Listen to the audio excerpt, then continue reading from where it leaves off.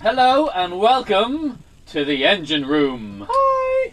Do you know what? That intro and the one that last episode with Neil Delamere, which was Halal's Fest. Just the intros have just been a big letdown.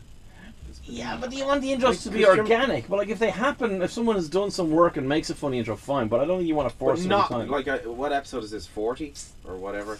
Who knows? There's not one person in this room that has made an effort apart from Humphreys, which was that one there. That was the most. Yeah, well, I think that's all we needed. It's only ever one person needs to make an effort. Do you want me to do them from now on? No, just this one. You're grand. Thanks very much.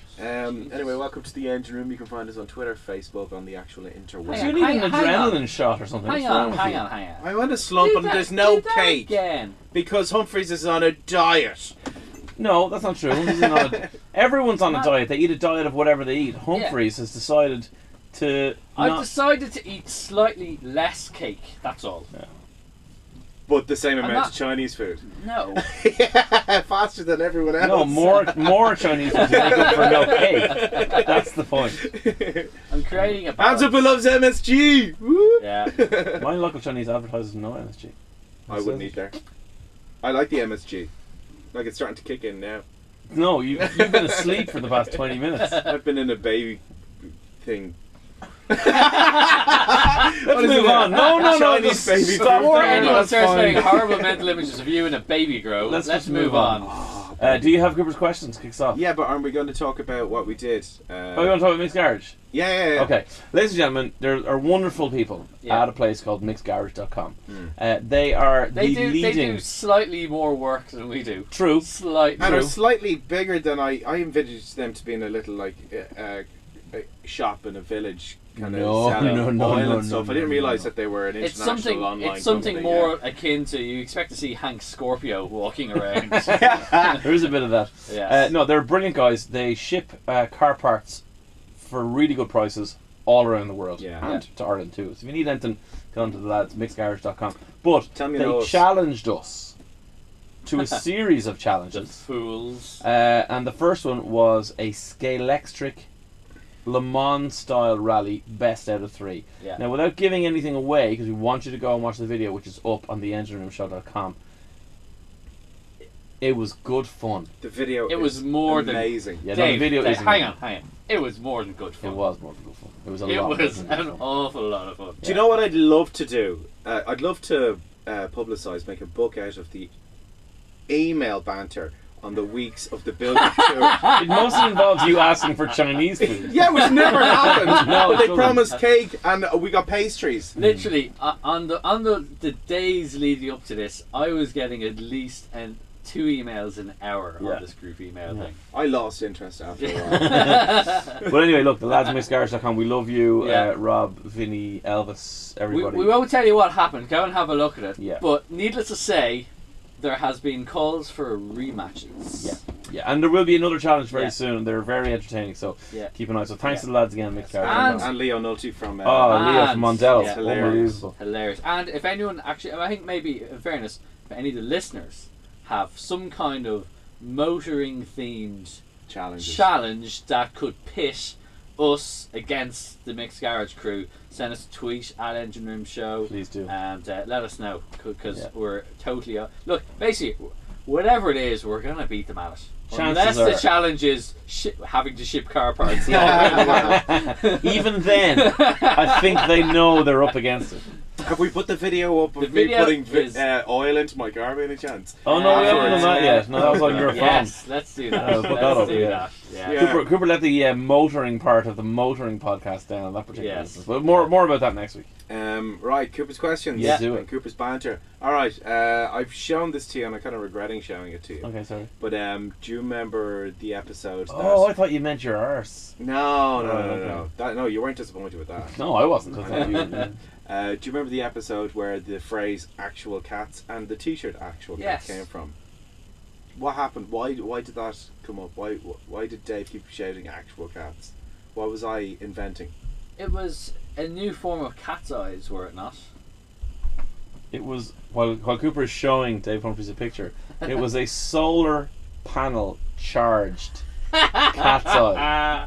Now the picture he's showing. We'll put it up on the website as well. That's it with the You're not going to put it on the website. You didn't even know your login for the website. All right. Incredible. Now, hold it up to the camera. Oh yeah, hold it up to the camera. Incredible. Yeah. Now, my invention idea was that it would have RGB LEDs in it, so that if there was an accident. Why are you saying 3 letters really, really quickly, like you understand what they mean? Red, green, blue. He still doesn't understand. RGB, so it means that you can mix the colours to make different colours as well. That's what Continue. Anywho, am I wrong? No, I like the way you're doubting yourself. Anyway, so the idea was that they'd be normal cat's eyes, and they could, that in a case of an emergency, that they would go red and flash or anything like that. But these are just white cat's eyes. Where did I see these though? On the N11 on the way to Arklow. Actually, on the way home, yeah. I was driving, and there was obviously no street lights, and I looked in my wing mirror, and I was like,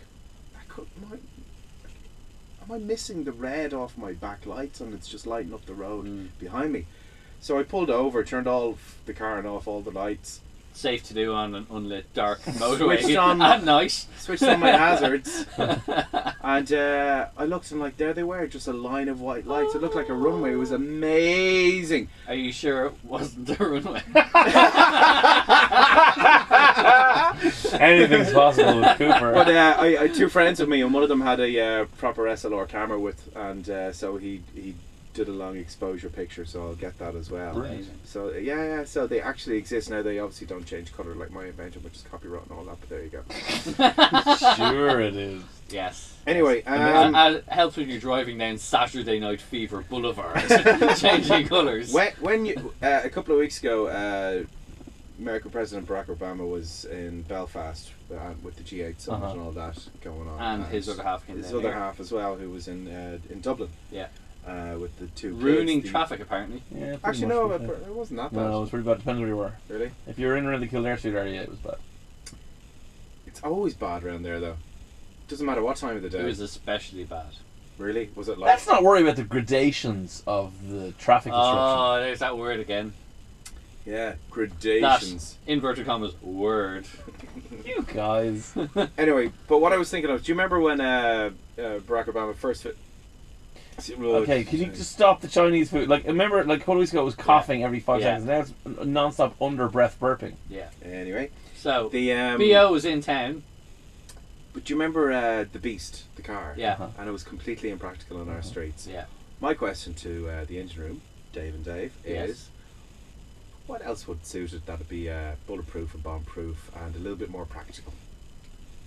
Well, I can give you a slightly boring but straightforward answer to this. Okay. Well, just like everything you. Ooh. Well, a very interesting fact that we brought up with the situation is very, very straightforward and interesting, but boring at the same time. Slightly English. This is as close as I've ever come to getting up and walking out of the studio. No, will I keep going? We need him. He's the expert. That was a terrible high five. Look at my elbow. Look at my elbow. That's what he shouts during, Look at my elbow! Look at my elbow! Oh no! So you've got the boring practical answer. The boring practical answer I'm looking for a practical answer. The boring practical answer is Yeah. There is I don't know exactly how much of a fleet there is at the moment, but there is a BMW especially armed BMW fleet at the moment floating around. 7 Series and 5 Series. Very good. And X5s, so they're all armoured. And I happen to know the people that are charged with maintaining them, but I can't. What's involved in maintaining armoured BMWs? In terms of looking after them, servicing them, and just the general actually keeping them clean and all that kind of stuff. Because they're used for dignitaries, like when Michelle Obama was in town, they have for that. They've done stuff for when the Queen Elizabeth was over. Now, so that kind of stuff. And they look exactly the same. Yeah. But instead of a normal 7 times. Series, the 7 Series I know is 4.5 tons. That won't get a cost of one of those bridges. They have. Not surprisingly, they do handle. For a 4.5 ton car, it will still hit 60 in less than 5 seconds. But how long does it take to stop? What? Yep. How long does it take to stop? What engines has it got? These things it has these are 750s. Seriously worked on. They've also got all the underbody is sealed on them. Yeah. doors are really heavy duty, bulletproof glass. The seat backs for the rear passengers, the back of the seats are armoured, Kevlar. and the boot is armoured as well. Wow. So they can't, so if there's any. Do any of them have an escape pod? No, but they do That's have. boring. I actually did sit in one that has its own oxygen supply. Should have come under chemical attack. Wow. Here's something for you, along the same lines. Are you going to go completely off it though? No. I have something very related to that. Okay. When I was in Russia for a year back in the 90s, things wouldn't have been quite as sophisticated, I would imagine, as the current BMW fleet. But a gentleman whom I got to know, I worked in a bar, so I served him on a number of occasions. He used to drive an S-Class Mercedes, and at the time it was when my awakening happened in relation to cars was in Russia, and I happened to actually realise that I love cars. Because before that it was like, cars, fine, whatever. They're on the street, they drive by. Yeah, and I know what that car is and what that car is. It's fine. And then when I was over there, I just kept seeing S-Classes, CLs, proper old 6 Series Beamers, which weren't old at the time. Trabants, Ladas. Well, there are lots of Ladas around as well, yeah. But that's why they stood out more, I think. Anyway, his S-Class was really, really bad suspension at the back. It kind of looked like it was broken. And I always remember saying to one of the lads, the Russian lads, I was like, your man seems loaded. Like, he put out wads of $100 bills. Like, I was like, why is he driving that? Dollars? Yeah. Like, rubles are for the average person like me. The connected among us in Russia at the time didn't do. Alright, I thought that you were rubles. you were being a little bit cheeky and underhanded and accepting US dollars in a Russian bar. Yeah, would have been, That's how the Cold War started. Anyway, horrendous, I know. Of course, I was reliably informed pretty quickly that the reason that his S600 long wheelbase V12 is like that is because the entire back of the car is, as you said, armoured against gun attacks and explosions. Wow. Now, the front of the car wasn't particularly armoured against that. It was like henchmen. The henchmen can swallow the bullets while I'm fine. Yeah. But the back, it was literally almost like it was doing a wheelie all the time. Yeah. And it was brand new. Yeah. So obviously, well, these things do. I know one of the people that I haven't driven, but a few people that have, and they do actually handle surprisingly well. So if you do need to get away fairly sharpish, they're not quite as agile as a normal 7 Series, but when you understand, when you know what they actually are, you will actually be blown away. Yeah, when you said when the Queen was over visiting, that they had that fleet. Yeah. Well, I heard that fleet belonged to the UK and to the army over there, and they just changed. They just put fake regs on them. And the actual Range Rover that the Queen was in is her one. They just put Dublin regs on. Oh yeah, I'm sure. That happens a lot. What if she got stopped at a checkpoint? I'm pretty sure she wouldn't have a number of regs that they just have kind of numbers that they can just put on. So or a green reg that you throw up on the dash. Interestingly, 101 D5. I only found this out last week, but interestingly, in the Queen's Range Rover, the Queen, fair play to her, she's actually packing heat in that. Her own? Yeah. Really? There's 2 guns in the back that she can use. Just for her. Just in case Philip ticks her off. Just in case Kate Middleton marries one of her sons for knowledge. What would I think though would be more practical? I would go with an armoured Humvee. That's not practical. How is it not practical? Where is he going? The problem with his other one was it was too long. Yeah, that the clearance on the ground wasn't big enough. That he got caught on a ramp going out. Yeah. A Hummer is going to be able to drive over pretty much anything. And it is wide. Now, an actual Humvee or the H2 or the H3? Well, not the H3. No, proper H1. But there's no room in them. There's enough room for Barack. Yeah. Yeah. No one else. H1. Or a Darts. What's Darts? I can't remember. The yokes that go across from here from Grand No, D-A-R-T-Z. They're the ducks. Get Googling, Cooper. Get Googling. What am I looking for? D-A-R-T-Z, and they're called Proman or something like that. They're Russian, but these things there you go. But they make Hummers look like really? I've seen these things. They're amazing. Give me a look. And they do look properly armoured as well. I'm sure you can. Look at that. Mother of God, is that real? Yeah, you can buy them. Have you ever seen the ones that are like they're amphibious and they've seen the big wheels and those I things? can't swim, so I have no desire to be in a car that's going to go in the water. But it's doing the swimming for you. Yeah, no. I think those cars look absolutely brilliant. Don't they?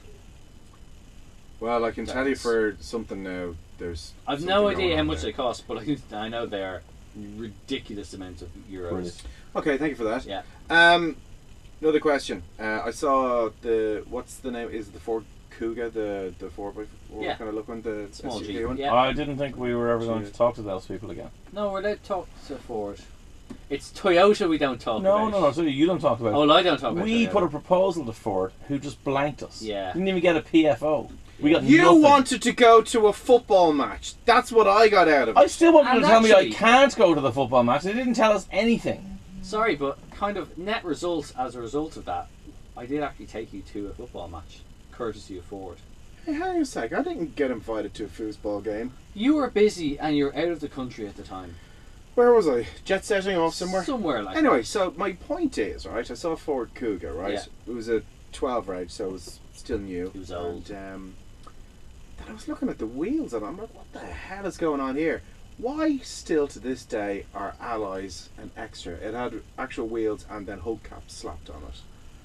Alloy it wheels, looks rubbish. They're an Yeah. extra because most manufacturers want to have a absolute bottom line price that they can advertise a car at. So they can On a say billboard. they could go the new XYZ starting at $12,995 $19,995 or $16,995 or whatever the price may be.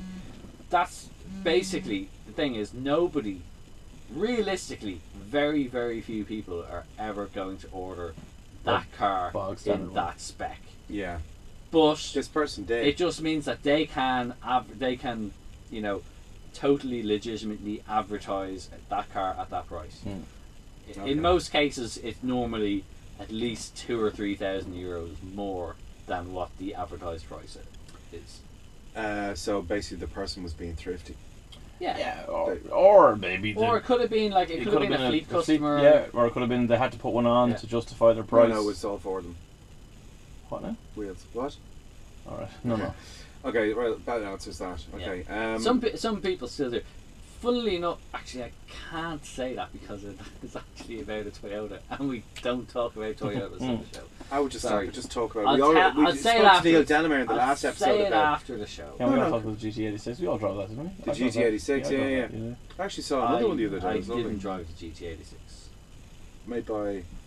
Well, do you know what is out? The Subaru BRZ, which is just like a Toyota GT86, which has all the good bits, i.e. the engine. And, most importantly, the Subaru, not only is it cooler, is cheaper.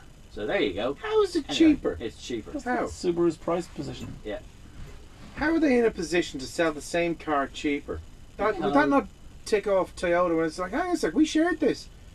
Oh, yeah, your marketing position is your marketing position. That's where your price is. Yeah. You know? So Toyota basically probably got the deal. Can we release it first? There was a deal where Toyota got released first, and there was also a ratio that they had to hit in terms of Subaru are only allowed to sell so many in relation to Toyota. Right. So Toyota was. And Toyota are obviously a lot bigger than Subaru. Yes. Would ever have the muscle in it. This is like that Although insurance argument. It's like, well, that insurance company's getting all the younger people. We want to sue the government. Do you remember that one? Yeah. Yeah, kind of. What? Oh, I'm not even going to go there. Hang on, Dave Moore. I have a very important question to ask you. Uh-oh. Yeah. Have you bought tyres for your vehicle yet? No. But that depends on when people are listening to this. At the time of recording, no. But this is live. Live. At the time of recording, no, I haven't. However, I have priced tyres. Look, I've priced stuff for Christmas. This was 6 episodes ago we spoke about this. No, it wasn't. Pretty sure it was nearly It was 6. a few episodes ago. The point is, more than 3. It was turns enough out- episodes ago for him to be driving around with his lovely little children being potentially put at risk. the point is, 4 tyres Yes. for my car. Cost more than your car. Yeah, pretty much. It costs €980. As I refer back to That's what I how much said it costs to originally, fuel it a week. We did it. as I said before, you don't buy a big dog if you can't afford to feed it.